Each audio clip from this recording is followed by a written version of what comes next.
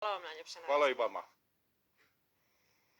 Sve više problema nastaje zbog datuma, točnije dana održavanja parlamentarnih izbora. Neradna srijeda zabrinjava poduzetnike i obrtnike koji bi usred tjedna trebali prekinuti proizvodnju, ali i trgovce koji dalje ne znaju smiju li taj dan raditi. Kada većina građana ne radi, trgovački centri imaju najveći promet. Tako bi moglo biti i u srijedu 17. travnja, no trgovci još ne znaju smiju li tada raditi. Prema odluci predsjednika Republike, koji se poziva na zakon o izborima, dan izbora je neradan. Mi tražimo jasno pojašnjenje. Prema onome što smo mi mogli iščitati i ono što sam ja sa svojim nekakvim skromnim pravnim znanjima, mislim da mi je dosta veliko i široko, uspio iščitati, mi zapravo smijemo raditi. Sve trgovine, kiosci i svi ostali u Hrvatskoj smiju raditi, jer proglašenjem dana izbora predsjednik Republike Hrvatske nije proglasio blagdan.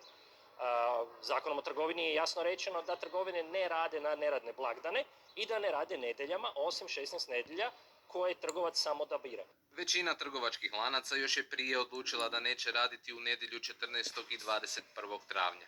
One su prošli tjedan postale nedjelja prije i poslije izborne srijede. 3 neradna dana u tako kratkom razdoblju trgovcima su ipak previše.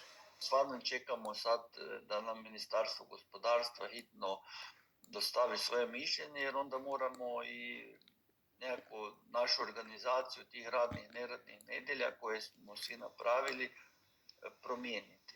To opet zahtijeva i prilagodbe u sustavu i prijavu prema poreznoj zbog fiskalizacije. Tako, mislim, dosta u stvari dodatnog posla. Neradna izborna srijeda stvorit će probleme i u proizvodnji. Vlasnik tvrtke koja proizvodi akumulatore objašnjava da bi se neradni ponedjeljak pa čak i petak nekako preživjeli, ali ne i srijeda.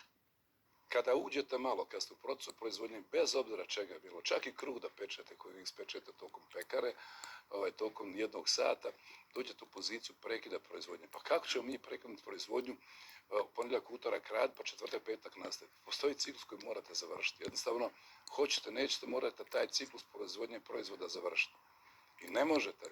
To nadoknaditi u principu ne možete. A hoće li trgovine raditi ili ne, znaće se kada Ministarstvo gospodarstva objavi odluke vezane za izbornu srijedu. Neradna izborna srijeda stvorila je velike probleme i u školstvu. Mnoge škole na dan izbora postaju izborna mjesta, a to znači da će organizacija nastave biti neizvediva. Ministar obrazovanja potvrdio je da taj dan nastave neće biti, no gradivo će se morati nadoknaditi. Imamo problema sa državnim natjecanjima koja su već davno ranije najavljena i upravo padaju 17.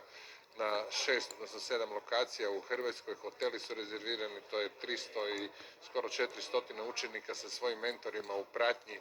Imamo drugu stvar gdje smo kontaktirali Carnet, imamo jednu ogromnu, već davno planiranu informatičku konferenciju gdje su svi u Solarisu i sad to treba pomicati. Obavljene su javne nabave, to su značajni iznosi, tu je 2000 sudionika, to se upravo pokušava riješiti. Vlada je na sjednici donijela